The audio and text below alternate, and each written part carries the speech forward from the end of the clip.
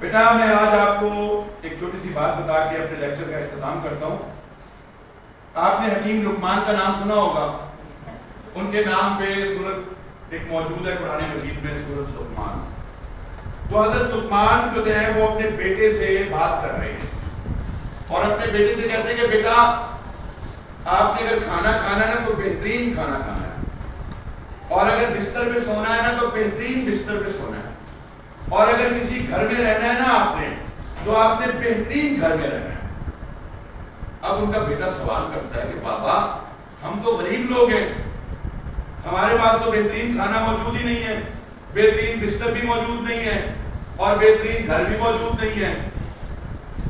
تو حضرت لقمان اپنے بیٹے سے کہتے ہیں کہ بہترین کھانے کا یہ مطلب ہے کہ آپ جب کھانا کھائیں تو آپ کا پیٹ خالی ہو، آپ بھوکے ہوں. آپ بار بار کھانا کھائیں گے تو آپ کا پیٹ تو خالی نہیں ہوگا. جب آپ بھوکے ہوں گے مکمل اور آپ کھانا کھائیں گے تو وہ آپ کے لیے کھانا کون سا کھانا بن جائے گا؟ بہترین کھانا بن جائے گا. اب انہوں نے سوال کیا کہ بہترین بستر کا کیا مطلب ہے؟ تو حضرت لقمان نے اپنے بیٹے سے کہا کہ آپ سارا دن اتنا مصروف رہو، کام کرو، سارا دن بزی رہو کہ جب آپ اپنے بستر پہ آ کے تھک ہار کے لیٹو تو وہ آپ کا بستر جو ہے وہ بہترین بستر بن جائے. اور تیسری بات کہ بہترین گھر.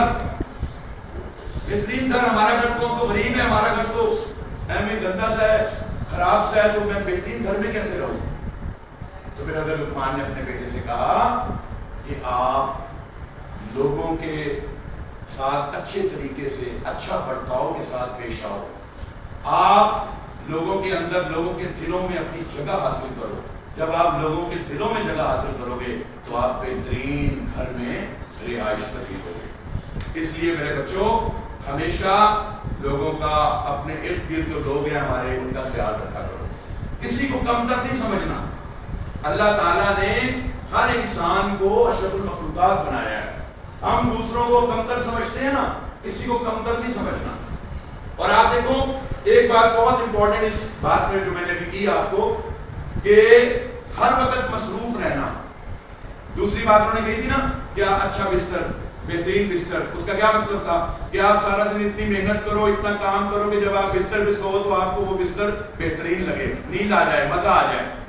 تو میرے بچوں آج کل کا جو دور ہے، آج کل کے دور میں ایک بہت بڑا جو پرابلم ہے جو میں آپ کو ضرور شیئر کرنا چاہتا ہوں تاکہ آپ اس بات کو سمجھیں اور اپنی زندگی کو بہتر کریں، وہ یہ ہے کہ ہم ہر وقت نا کچھ نہ کچھ دماغ میں کچھ نہ کچھ سوچ رہے ہوتے ہیں اور خالی ذہن ہوتا ہے ہمارا.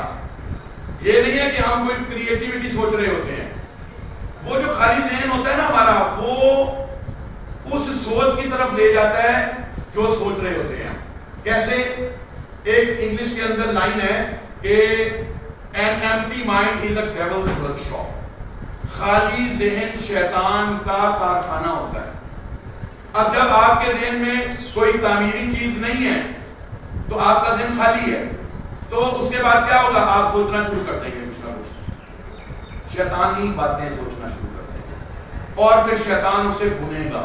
وہ بنے گا، ایک بنت وہ لگائے گا، دو تین بنت آپ لگا دیں گے، اور ہم اس ایک خیال کی وجہ سے ہم آگے سے آگے غلط خیالوں میں چلے جائیں گے. تو یہ خیالات سے بچنے کے لیے ہمیں ہر وقت ہم اپنے مائنڈ کو پازیٹیو تھنکنگ کی طرف لگائی رکھیں. جب آپ نماز پڑھتے ہیں، جب آپ قرآن پڑھتے ہیں، جب ہم نیکی کا کام کرتے ہیں تو ہم پازیٹیو تھنکنگ کی طرف جا رہے ہوتے ہیں. تو میرے بچوں ایک تو نماز اس کی پابندی کرنی ہے آپ نے، اور روزانہ قرآن کریم کی تلاوت کریں. آپ کا ذہن، آپ کا دل پاک ہوتا جائے گا. جب پاک ہوگا تو آپ غلط خیالات سے بچیں گے. جب غلط خیالات سے بچیں گے آپ کا فوکس زیادہ اچھا ہوگا. آپ اپنے ٹیلنٹ کا صحیح استعمال کر سکیں گے. ہم اپنے ٹیلنٹ کا استعمال کیوں نہیں کر پا رہے؟ ہمیں اللہ تعالیٰ نے ہر کسی کو زبردست ٹیلنٹ دیا ہے، مگر ہم کیوں نہیں استعمال کر پا رہے؟ کیوں؟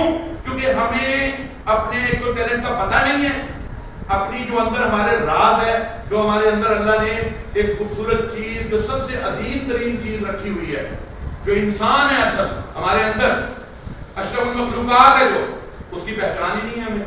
اس کی پہچان ہوگی اور اس کے بعد پھر آپ پوزیٹیوٹی کی طرف چلیں گے.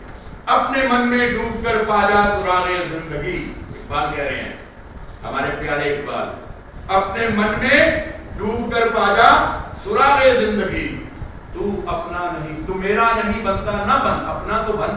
تو میرے بچوں، اگر آپ زندگی کا راز جاننا چاہتے ہیں، زندگی میں ہمیشہ کی کامیابی چاہتے ہیں، تو اپنے من میں جھانکنا سیکھیں، اپنے دل میں جھانکنا سیکھیں. ساری کی ساری دنیا ہمارے دل کے اندر ہے. ٹھیک ہے میرے بچوں، آج کے لیے اتنا ہی. تو انشاءاللہ نیکسٹ لیکچر میں پھر ہم ملتے ہیں. ٹھیک ہے، اللہ حافظ.